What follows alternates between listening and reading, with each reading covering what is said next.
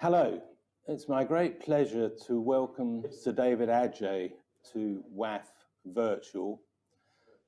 David has had a long association with WAF in the sense of longevity, because before we launched our first event in 2008 in Barcelona, we held receptions in various cities around the world really to promote the idea, one of which was in New York City.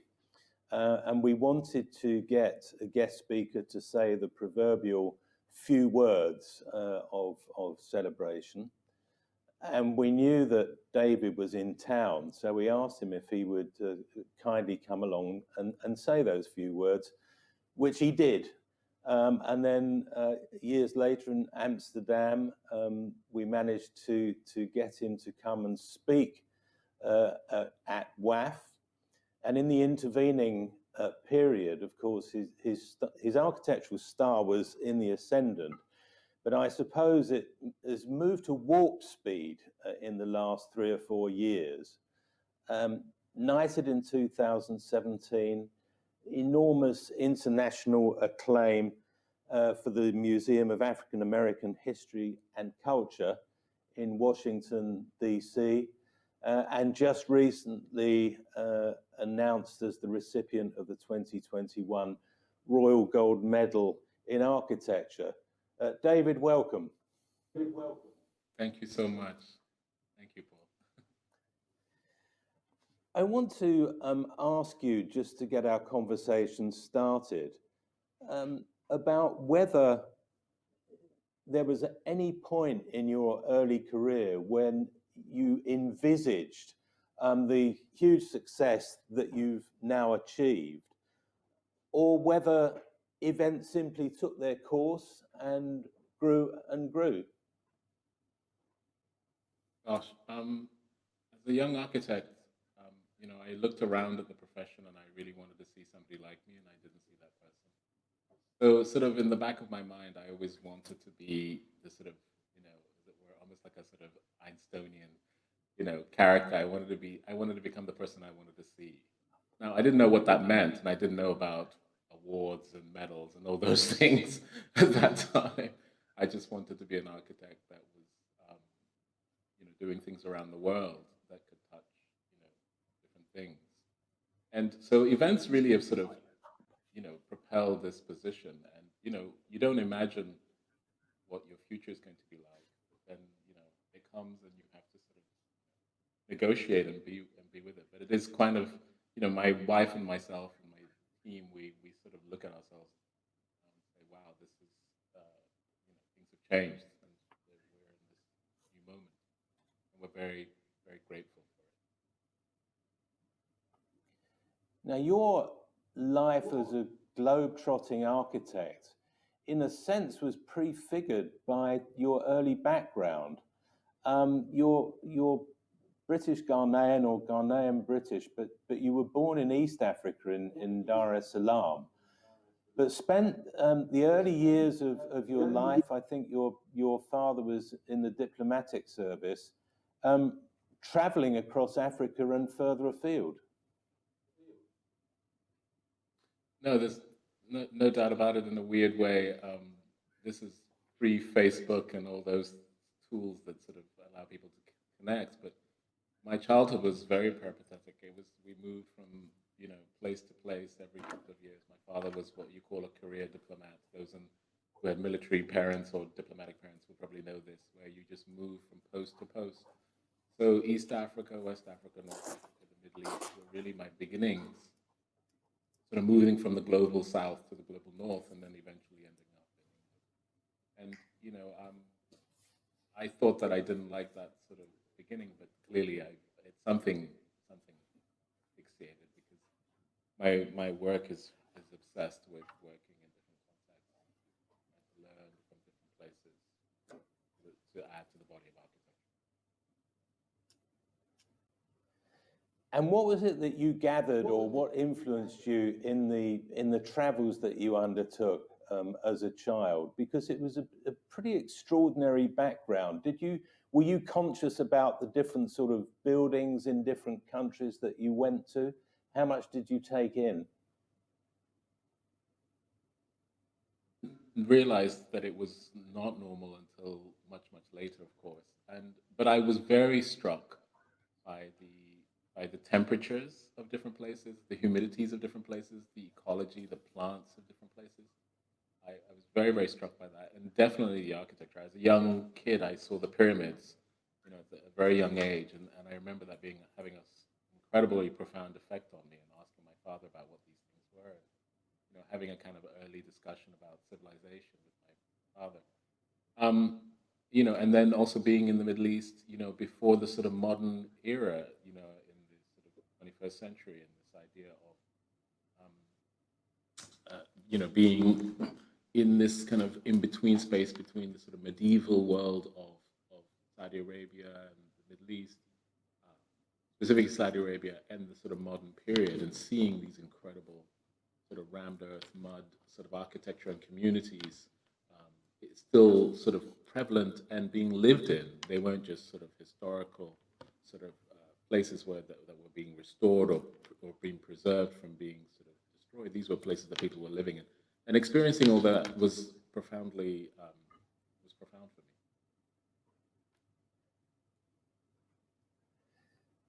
I'm having a little difficulty in hearing you, David. Is there any chance of moving a bit closer to your microphone? Sir? Is that better? Yes, it is. Thank you. Because my question arising from that is, what sort of dwellings did you yourself inhabit when you were traveling about? Was it hotels, or did you tend to stay in different sort of diplomatic or even military buildings? It was mostly diplomatic. The diplomats very rarely get sort of put in hotels, especially with their families. So my father probably would have stayed in hotels of some sort at the beginning, but when he sort of settled his family in the country, we were usually in some kind of neighborhood. In Kampala, I remember we were in sort of the new neighborhoods on the hills, and in Beirut we lived downtown. In Ghana, we lived in a courtyard house newly built by Nkrumah, this sort of new modernist courtyard houses, sort of modern architecture. So there was a kind of, an experience of a lot of different types of ways of living in different environments that now I really emotionally really draw from.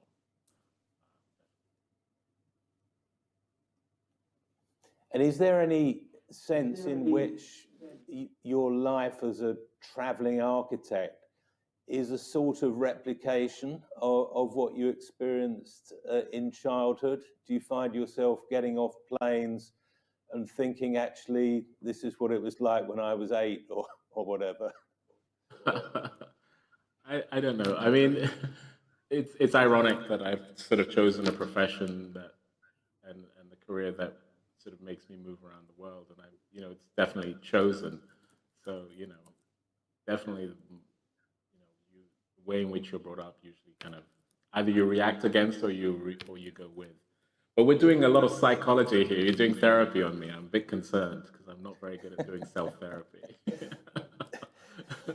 No, but there's an interesting sense in which all of us have an architectural story, because we were all born probably in a building and brought up in a building, and the first school, and these are the inevitable backdrops to all our lives. But it is striking that your experience of different cultures and different countries and different temperatures seems to have had a really positive effect on the architecture that you have become known for. I mean, geography, climate hold no particular fears for you, which I think is quite unusual. You had a very international upbringing, and it's been helpful. I have no fear of geography and climate. I actually run towards the kind of diversity of it, and find a lot of creative inspiration from it. So yes. I wanted to ask a question about the benefits and burdens of being what people call an international architect or a starchitect, and indeed working in those different cultures, rather than focusing as many architects do on kind of home territory or one continent rather than many. What are the advantages and what are the pitfalls? I mean, I think that, you know, I felt as though I had no choice but to become much more international in my work because I simply couldn't. I didn't have the patronage of those sort of, you know, those architects who have that network in their home countries. And I felt that the work that I also wanted to do, I wasn't very interested in sort of commercial work in the sense of just repeating, you know, office buildings or certain things that, you know, become the staple for architects that. Yeah, could you stay closer to the mic? Yeah, sorry. Can you hear me? Is that better? Let me just. Yeah. So the staple for you know, architects that, you know, build their patronage in a certain community. I guess I wasn't that interested in that either. So I had to go and find the topologies that I was interested in different places, and to find new worlds that were interested in thinking about, you know, architecture for, you know, for their communities. I find that really exciting. So I mean, the advantage was that I was able to fulfill my creative desire to work within sort of public engaged topologies without waiting for governments to make them, you know, policy. I would sort of search for where that work made sense and where I could help. I mean, the negative is that, you know, it has a sort of huge impact on your life. You know, you are traveling a lot, so not easy on family and things like that. So I have an incredible wife who's been incredibly understanding, but it's not easy traveling. And you know, in a weird way, this COVID period has actually kind of recalibrated a lot of the travel that I was doing because you know, I've been on the ground for close to 8 months, which is a first in a very long time. And have you found, as many architects have found, that actually doing virtual meetings is not the same as a face-to-face meeting, and sometimes it can't be as good, but in quite a lot of cases it can be extremely effective and save huge amounts of time and money for all concerned? I actually think that breaking the stigma of Zoom calls and Zoom meetings has been one of the great benefits of this terrible time.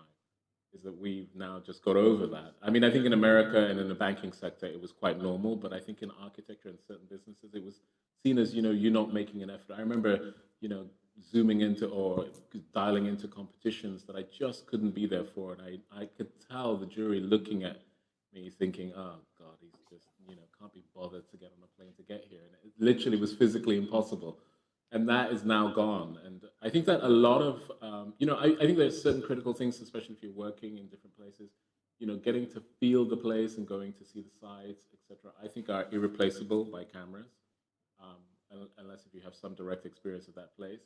And, you know, general meetings by video, I think is just such a much more sustainable way of moving forward. And I've been able to run my entire sort of operation these last 8 months, you know, with, you know, I have 3 offices, one in London and one in New York, and I'm here in Accra. And, you know, even with the Accra clients, most of the conversations have been via, you know, Zoom. And it's worked perfectly. And so that, I think, is a real blessing to have broken through that sort of stigma of video not being good enough. Yeah. But I think for business, it's great. It's great. Actually, how big is the practice now with the 3 offices? It's close to about 160, 70 people, something like that. And presumably, I mean, most people would have been working from home for the last 8 or 9 months. Yes, most at the beginning, definitely everybody was sort of sent. We sort of relocated the sort of reset up the system so that people could work from home. You know, sent computers to everybody's homes. But then we worked out a way in which we could, you know, when became more manageable to bring half the team into the office. So we have this sort of 1 week in, 1 week off sort of rota that we now have, where we set up the offices so that there's enough distance between working. So all three offices kind of work through this rotation, and it's working really well. It's quite interesting that architects have all had to redesign their own offices, which suggests there might be a certain amount of works to be undertaken for the 95% of offices in the world that aren't occupied by architects. Was in any sense, was it an enjoyable exercise reworking your own office? I can't say it was. No, it was quite painful. In the sense that you suddenly realize that you need, unfortunately, twice as much space for half as many people, and that was quite tough, because in some places you can't get more space, in others, you know, it was easy to negotiate extra space, but it's amazing how suddenly, and then also the value of the space and what it does became much more structured. So that sort of rub that you got from the sort of informality of the studio, being able to look over each other's shoulders and all those sort of things, sort of became much more systematized. You had to kind of arrange a meeting and we'd sit on a table a certain way. So it has sort of slightly made more formal the business of being in an office, and I think that that's a negative. Because I think the joy of being in an office is the informality. Well, it may be that the requirement for twice as much space may be the one thing that saves the commercial office market in many Yes. cities. We'll have to see. I wanted Yes. to turn to the sort of lines of continuity in your work, because I think the first time we met was at one of your ideas stores in East London, rethinking the idea of the library so that it becomes a community resource and is not simply about the business of borrowing books.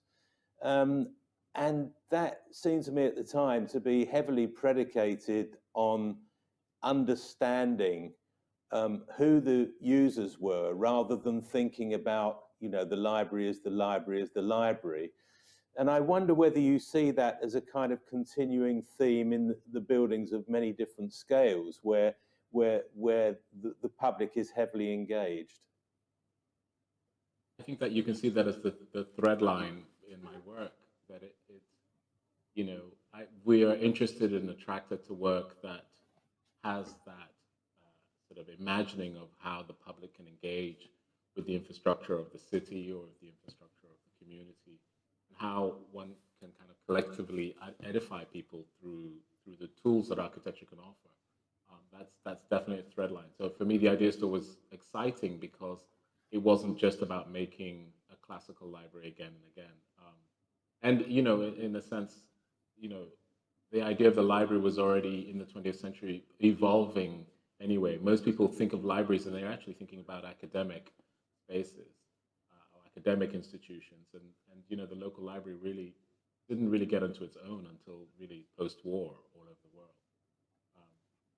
So it's interesting, and that these typologies and the way in which we think we know the world, and what the real world is, if I could say that, are always kind of misaligned. The idea of the sort of heroic and the reality of people's lives, and so the idea of making an architecture which is always trying to bridge between these two narratives.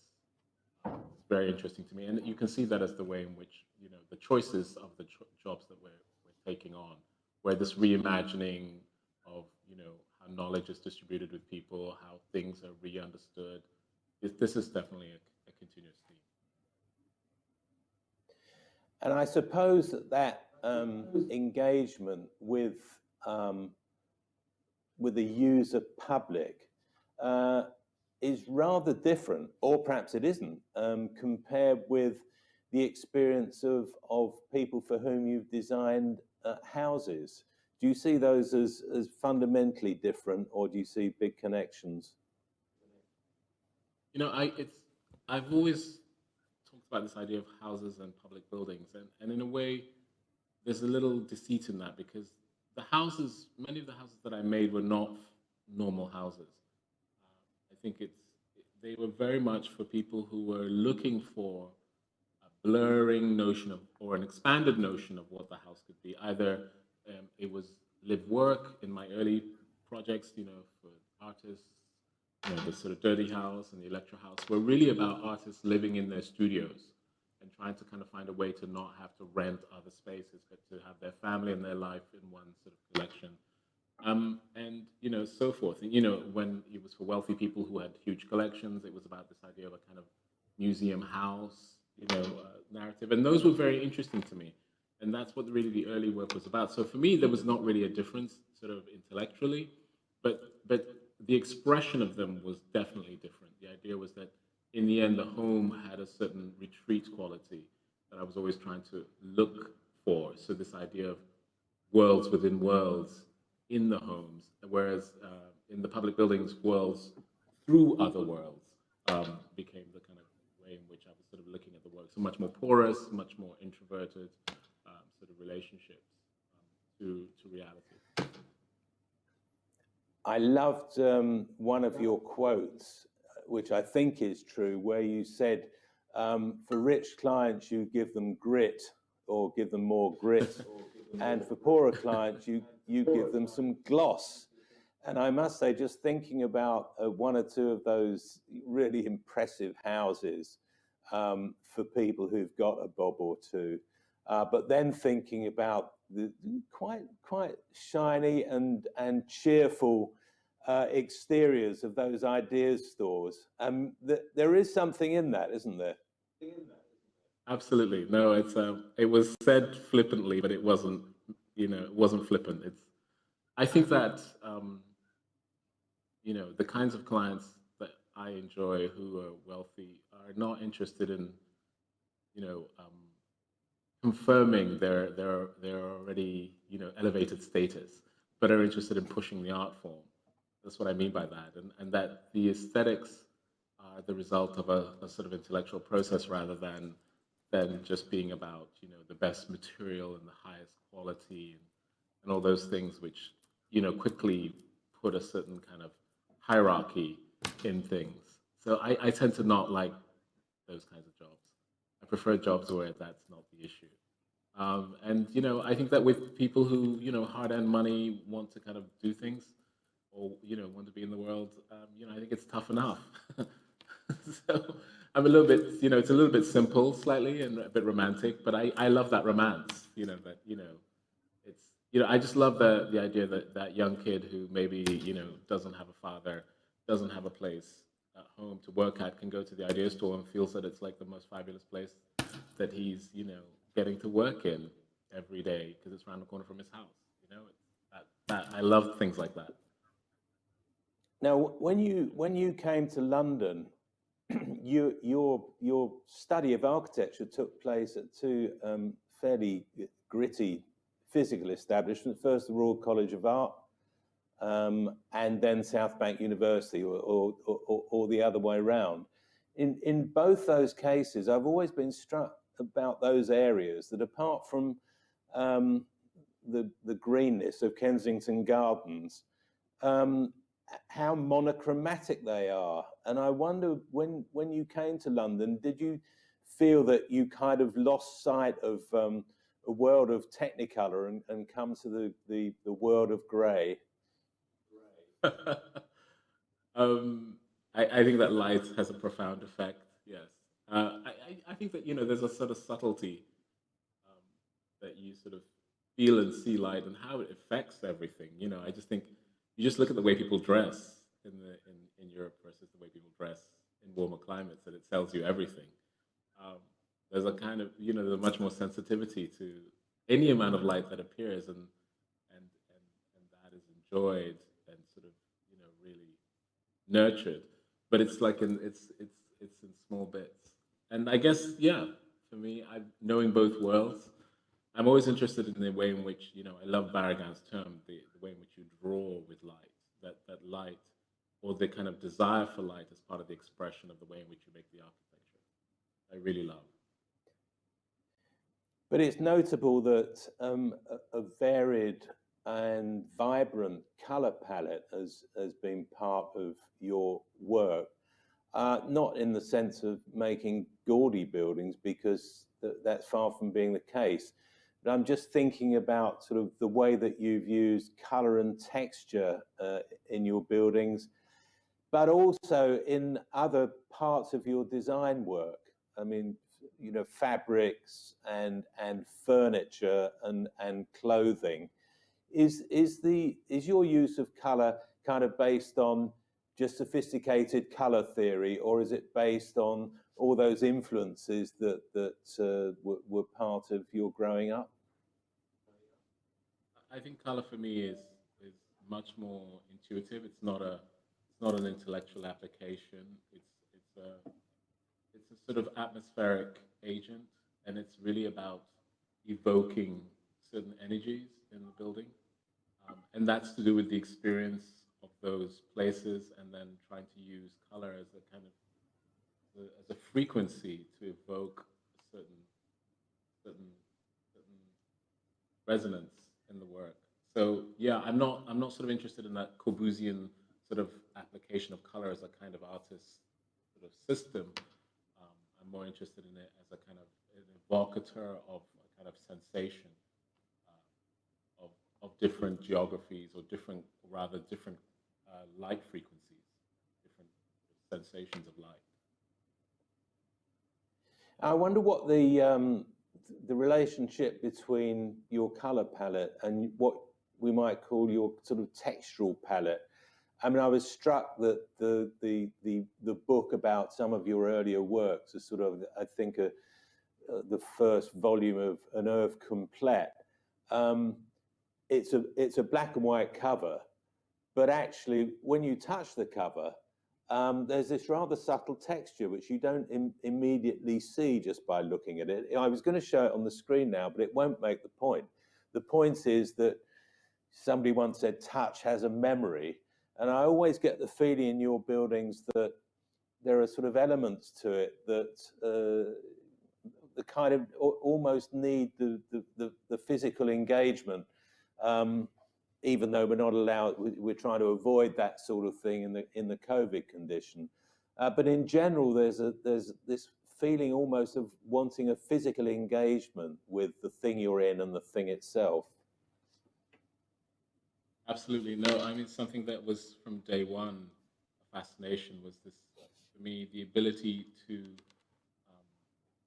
almost, as it were, use texture as a way to break up light, but also to reveal the nuance of form, the detail of form. And you know, for me, it wasn't about making ornament, but it was about the richness in which light can reveal much more complex issues rather than sheer surface. So this has become, this is a big theme in the work, and it's something that whenever I'm working with materials, it's a constant investigation.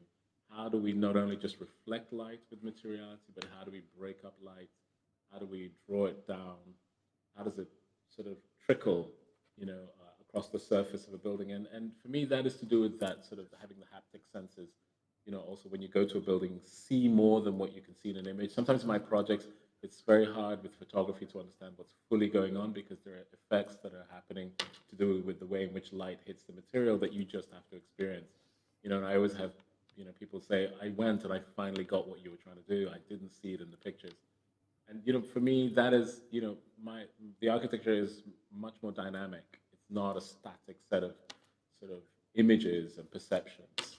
And that this idea of texture guiding you, as much as tonality, color, is very, very critical. In the way in which I think it's, for me, a tool that the architect uses to draw, to focus, or to pull away. It's almost like it's like a focusing lens for me. So it brings things into clarity, or it takes things away, and I'm very, very interested in it. I think that's very true of your African American history building in Washington. which I'd like to ask you about. But before that, when did your love affair, if love affair it be, begin with the USA? Gosh, I think it started when I won the competition for the Museum of Contemporary Art in Denver, Colorado. That was a sort of big competition for and a selection of sort of then young architects. We're sort of in this this hot house, and we went to Denver. We all presented to the community, and then we sort of did a did the competition and did a sort of pitch to the board. And when I won that, I was like, wow, this is very different.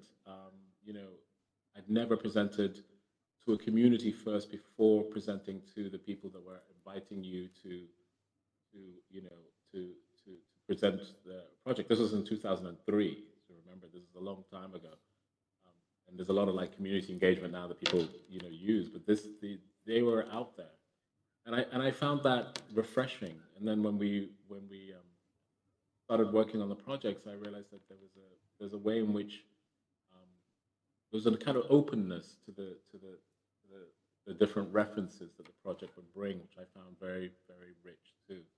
So I think it really sort of started there, and then we started getting more work in other places. We got houses and other projects, and then sort of moving to 2008, the competition for the National Museum of African American History and Culture happened, and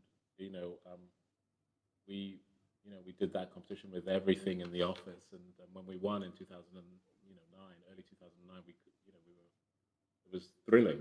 So in a way, that's when the full blown sort of love affair came into its own, if I could say that, if that's what we were talking about. And then it took 9 years to build that building, and then in that time, we I was very consumed with that building. It was such a dramatic scale change for me and detail change, and also working with a large consultancy group, the 40 consultants that we were coordinating and leading, including local architects and partners who built on the mall to allow us to not make mistakes. So, we were the young kids kind of accelerating, and learning how to make this kind of building, through a sort of very complex process. So I didn't do much during that time, but a few projects did come, and they were very important to just help with the development. Libraries, et cetera, in Washington were done then because I was in Washington, and these competitions came about. So it made sense to do them, and they became training, spaces for certain ideas that I was working on, actually on the museum, and just generally thinking about, became little experiments. And tell us, for those people who don't know how did you come to meet Barack Obama, and how did that relationship develop? Well, the president is an extraordinary man who's very interested in many things. He's a sort of polyphonous thinker, and is very interested in architecture. And the site for the museum, there are two things. One, it's outside the Lincoln bedroom. Outside of the Lincoln bedroom, you can see this building, and so it's right outside the bedroom of the White House, so you can't miss it. And two, he was the person that was authorizing for the federal funds to pay for the building was half raised by the trustees and the public, and the other half was paid for by the government. It's a private sort of public partnership. And so he took a great interest in it, and I was, asked to go make a presentation to him. And I think that was when we sort of, a certain relationship started.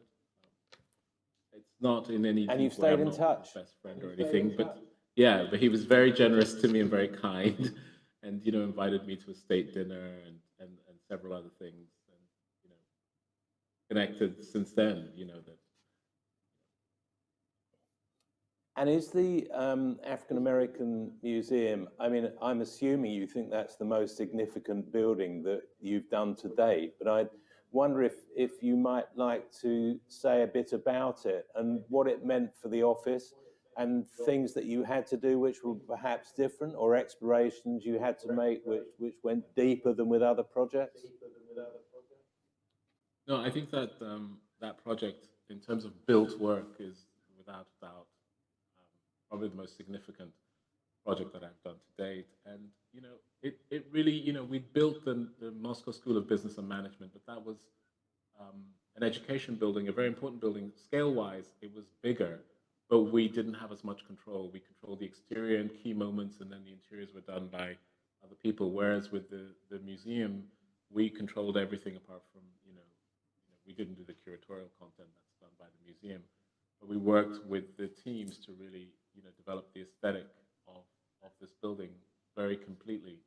And I think that its position also on the National Mall, this very charged site, it's undoubtedly one of the most important global sites in the world in terms of architecture and space, suddenly threw me into the spotlight, because maybe sometimes that kind of commission comes at the end of your career or at a very sort of late stage. And so I think having the opportunity as a young architect to work on that stage allowed a certain visibility of the office, which has not changed since. I mean, it's sort of been the fuel that's propelled the office and allowed the office to be able to, that experience gained has that allowed us to be able to do the work that we're doing now in the National Cathedral or the Abrahamic House in Abu Dhabi or the new Edo Museum and, Princeton. The things that we're working on now, I think that in a way that project accelerated us into a position where we were not sort of still doing houses and offices and things like that, trying to kind of work our way up, but we moved straight into building cultural infrastructure on the global stage. And and working for 10 years on a building is a very trying thing. So for that period, I wasn't building lots of, there wasn't that much production coming out because it was really about that. So it's a very different kind of trajectory to the traditional trajectory. But that opportunity allowed a certain jumping of the usual sort of practices. But we gained experiences that most firms don't have in the ability to negotiate and build these kinds of buildings. And that is bearing fruits now around the world. So that building, and was so profoundly important in understanding how to negotiate politics, civic issues, working on sort of very charged political site, and really understanding how these things work and how, as an architect, one can have agency to create something. I always say that the architect stands between the public and the client, trying to make something that is about architecture. And what we mean by that is that it's about something that goes beyond either side, that is a kind of an idea about the civilization we're in and the things that we want to see in the world and how we want to imagine the world. That is something that I've really, that experience really taught me, and then has been invaluable in the work that I'm doing now. A lot of the work now, involves governments and, very charged sites. We have quite a lot of that work on our portfolio, and I think that experience, we could never be doing this work if it wasn't for that incredible experience. And did your architectural education prepare you for this, would you say? Because you've spoken about education and things that might be improved or could be better done. And I wonder if looking back, you think that actually, of course, there's no substitute for doing a major building. A major building is a major building. But what was it about your own education that prepared you, do you think? Or in the end, have you learned more since you left school? Yeah, I think that at school I was always rejecting the sort of apologies that were being thrown at us as much as. I mean, I went through some of them, but for instance, for my degree, I did a project which was about disability. In the late sort of 80s, early 90s, which was really about this tackling in inequality in the built environment, and that was my degree project, which I won, the sort of bronze medal for. And in my diploma project, I came back to that idea, but I wanted to tackle inequality and disability in the workplace. So I did it for my degree in the sort of, in the private sector, how disabled people were integrated into our societies and how their homes would be integrated in the urban context. And then I wanted to look at that in the built environment. So these two, and they were very different to everybody else that was kind of working, doing the kind of things that were quite trendy at the time. But I was it came through personal experiences. One, my youngest brother is mentally and physically handicapped, so I've grown up with disability, and I was horrified about the way in which the built environment really had no sort of uh, reflection of this vast amount of people that just are not included in the discourse of accessibility. Now it's very normal, but then it was completely, as you know, Paul, was not even something that was really mainstream. And I think that from that you can see the trajectory that the interest in um, social justice, environmental justice, in the inequality of structures, the sort of multiplicity of the narrative of architecture being more than just singular, not just Western, but actually this idea of multiple centers of excellence and being able to understand those centers of excellence and their trajectories and how that really contributes to the body of architecture with a big A. These are all the things that I'm very passionate about. And I think that, in a way, the education that I had allowed me to create a resistance. And I sort of thank my education for that. In a way, I don't think it taught me, how to do what I'm doing now, but it gave me an opportunity to test myself against it. It was celebrated for its difference at that time, and now I think it's being celebrated in the work of the office. I remember you talking a bit about this at the Aga Khan Awards when we were out in Lisbon, and I think you were on the jury that year. May still be a juror, and that struck me as a kind of wonderful cross-cultural award scheme, which, although based on the Aga Khan's branch of Islam, nevertheless is pretty embracing of all sorts of cultures and all sorts of people. Seemed to me to be an exemplary program. Couldn't agree more. I'm on the master jury of the Aga Khan, and the reason I'm on it is because I really believe that that is the model of a sort of forward-looking architectural award scheme, one that really understands the diversity of the built environment around the world and really tries to acknowledge the excellence of that. I think that the Aga Khan Award is probably one of the most, for me, prestigious awards in the world because it deals with that multiplicity of knowledge and it doesn't kind of come from one trajectory. And that's very powerful, even though it is, as you said, it's an Islam, it is about the Muslim world, but its embrace, I think, is a great model and a prototype for, I think, what is needed. I've always been interested in that, in the judging process, because technical experts go and look at all the entries and then provide reports to the master jury, and you deliberate on the reports that you've read and no doubt possibly films, but you don't visit the buildings themselves. But actually the citations and the consideration of the architectural ideas seem very thorough. And I wonder whether, in a way, not visiting the building allows you a certain kind of intellectual detachment, which might not exist if you went there and fell in love with, the people or the guide or the temperature or the color palette or whatever it might be. I think that there's something in that. I love the technical reports. When I first encountered the way in which that was done, you realize that there was a way in which you could absolutely look at the most grand and expensive building and the most modest looking building, but using a set of sort of criteria that really go across them. You're able to kind of make an assessment on the value and the impact of these things. And I think that the technical report, and having a kind of very smart engineer or architect or environmental science person sort of do a study really cuts through the conjecture and the kind of ability in which you then can look at this project coldly. And I think there is something about, the problem is a lot of competition juries happen with people just looking at pictures or then relying on people who've been to those buildings to kind of give a certain read. And I think that what the Aga Khan does is very powerful. But it requires resources and a sort of infrastructure and a commitment to the idea of judging, which lays down this fundamental sort of baseline as a requirement to understanding what it is that you're looking at and why it's good beyond taste and, you know, your own preference.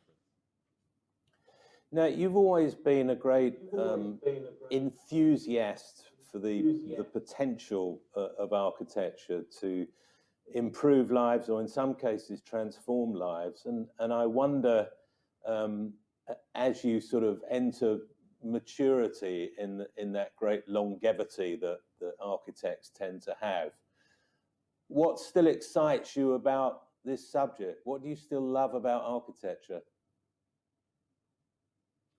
No, I think that's probably one of the reasons I moved to the continent. I think this sort of next act is, you know, I think that for me, I wanted to see architecture profoundly affecting society. And I wanted to work within a context that was emerging, not one that is emerged, um, and sort of negotiating how to kind of move forward or how to be best. I wanted to be in a context and see if I can contribute to that. So really moving back to the continent was really a critical move, and it's incredibly exhilarating and exciting, you know, to have both now. You know, I have the kind of sort of offices in the West which are doing sort of work which is negotiating how to kind of make sense of the conditions that exist for those cities. And then I'm working in the continent, which is emerging and imagining its future and imagining what that future can be. And I think that's reignited my love for the subject. I think that I was starting to, you know, think that I wasn't that, you know, excited by just continually trying to just innovate only a certain sense of what architecture can be within a certain community. So this idea of, you know, looking at it in different ways is, for me, just completely, you know, energized me in a really powerful way. You know, the work that I'm interested in and the work that I'm doing now, I'm very, very excited about, and as much as I was when I left school. I think that's a very nice moment on which to bring this conversation to a close. It's been hugely enjoyable. And we didn't have time to discuss it, but I know that you visited 54 African cities, photographing them and drawing influences from them. And I think in your world, you seem to have distilled your multiple experiences from across the world and managed to find a voice which, far from being the clamor of all those different influences, is a sort of distillation. That's why I think that you're the very worthy winner of next year's Royal Gold Medal. So David Adjaye, thank you very much for your time today, and congratulations. Thank you, Paul. It's been a real pleasure speaking to you.